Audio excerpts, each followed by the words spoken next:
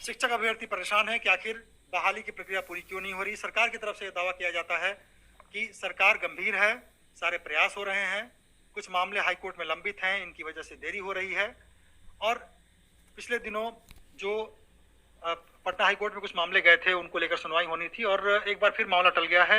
आखिर क्यों टल गया है मामला? क्योंकि शिक्षक जो अभ्यर्थी हैं वो पूरी उम्मीद लगाए बैठे थे कि बहुत जल्द इस मामले का निपटारा होगा और बहाली की प्रक्रिया पूरी होगी।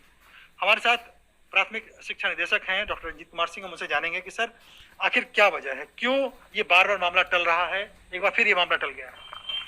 चूंकि माननीय उच्च न्यायालय में केस पेंडिंग है, जिसके चलते फिर से डेट आई है और आप सबको पता है कि हेयरिंग जो है पूरी नहीं हो पाई है। स्पेशली 2 केसेज है, सीटेड दिसंबर को लेकर और प्राथमिकता को लेकर।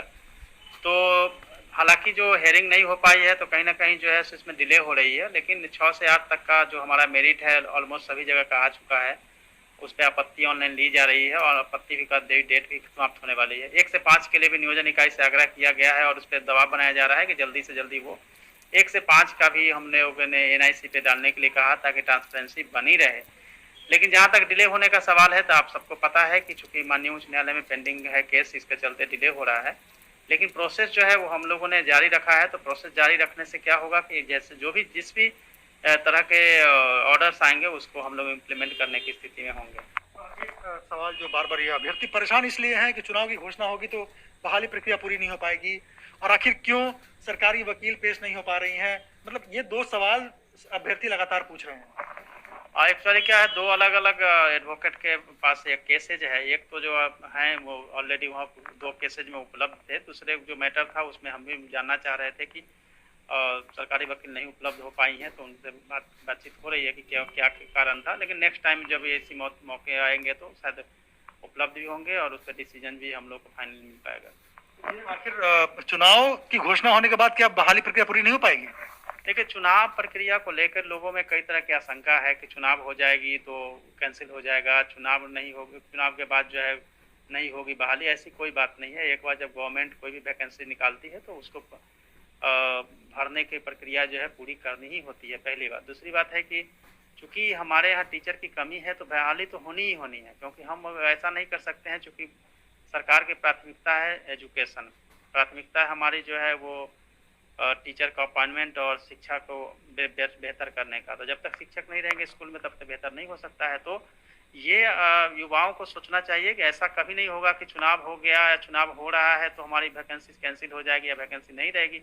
ये तमाम तरह की आशंका को अपने मन से दूर करना चाहिए। और हाँ, डिले हो रही है, लेकिन क्या नियोजन जो मेधा सूची की बात हो रही है कि वो कई जगहों से मेधा सूची नहीं आ पाई है, पंचायतों से खासकर शिकायत आ रही है, और आप मतलब प्राथमिक शिक्षा निदेशक से ज्यादा उम्मीदें लगा लोग बैठे हैं कि सारी चीजें ऑनलाइन उपलब्ध होंगी और उन्हें पर्याप्त मौका मिलेगा आपत्ति दर्ज करने का भी।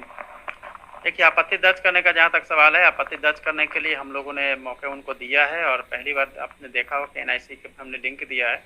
हाँ, लिंक में भी कई तरह की समस्या थी, इसको दूर कर लिया गया। 1 से 5 में भी बहुत सारी चीज़ें 2-3 दिनों तक चलती रहेगी, कोई फॉर्मेट में प्रॉब्लम थी तो उसको भी दूर किया गया है। इसके बावजूद भी किसी नियोजन इकाई का या किसी नगर निगम नगर निकाय का कहीं भी नाम अगर छूटता है या रह गया है तो भी हमारे पास जो आते हैं कंप्लेन, उसको हम लोग रिड्रेस करते हैं, उसको पूरा करवाते हैं। वो लोग मैं बताऊं कि अभी 6 से 8 में ही 1 लाख से ज़्यादा कंप्लेंट्स आए हैं, यानी कि उनकी आपत्तियां आई है। तो इसी से आप अनुमान लगा सकते हैं कि किस स्तर तक जो है वो आपत्तियां आ रही है, जिसको कि रिड्रेस करना होगा और उस रिड्रेसल सिस्टम से हम लोग उसको दूर करेंगे। ऑलमोस्ट कई सारे लोगों का है कि उनका नाम छूट गया है या फिर उनका परसेंटेज कम है या फिर कोई सर्टिफिकेट को लेकर उनको नीचे कर दिया गया है, मेधा को लेकर ऊपर नीचे हुआ है। तो ये सब जो भी है उसको दूर किया जाएगा और बेहतर जो भी हो सकता है हम लोग भविष्य में भी इसके लिए प्रयास करेंगे। एक आखिरी सवाल है सर, नियोजन किस तरह से होगा? क्या कैंप की बहाली होगी, क्या ऑनलाइन सिस्टम से होगा? ये भी अभ्यर्थी जानना चाहते हैं। देखिए, बहाली को ये जहाँ तक कैंप का सवाल है, मेरी पूरी व्यक्तिगत राय है कि मैं बहाली बिल्कुल कैंप के थ्रू करवाना चाहता हूँ। उसकी वजह यह है कि यदि हम सभी अभ्यर्थियों को यहाँ वहाँ सभी जगह काउंसलिंग के लिए दौड़ाते रहेंगे तो उससे क्या होगा कि उनमें एक तो हरास होगा, सब जगह पहुँच नहीं पाएंगे। तो कैंप के मोड में अगर करते हैं तो सभी जितने भी हमारे अभ्यर्थी हैं जो लॉन्ग टाइम लगने वाला है वो दूर भी किया जा सकेगा और सभी कोई बहाली जो है ससमय हो पाएगी। तो जो भी बेस्ट वे होगा उसमें हम लोग करेंगे। विभाग जो है कंसस है और उसमें जो भी संशोधन भी करना होगा तो हम लोग संशोधन भी करेंगे। जैसे ऑनलाइन की प्रोसेस नहीं थी अभी तक आपत्ति की, हमने उसको किया है। आगे भी हम लोग की कोशिश है कि जो बहाली है कम के मेथड मोड में हो, ताकि किसी तरह के नीचे के स्तर पे जो है गड़बड़ी नहीं। हाँ, नियोजन इकाई पे हम लोगों का पूरी तरह से जो है वो प्रेशर नहीं हो पाता है, क्योंकि आपको पता है पंचायती राज अधिनियम के तहत उन पर कार्रवाई भी करने के लिए हमने कहा है। लेकिन जल्दी ही हम विभाग को भी लिखेंगे, जहाँ भी जिस नियोजन इकाई से हमें सूची या फिर मेधा सूची नहीं प्राप्त होती है। तो ये देखिए, सारी समस्याओं को लेकर के जवाब दिया है डॉक्टर रंजीत कुमार सिंह ने, और ये कहा है कि सरकार गंभीर है, सारे प्रयास हो रहे हैं, और सारे प्रयास इसलिए हो रहे हैं कि जैसे ही हाई कोर्ट से इस मामले में डिसीजन आए, वो तुरंत जो बहाली प्रक्रिया है उसको पूरा किया जा सके।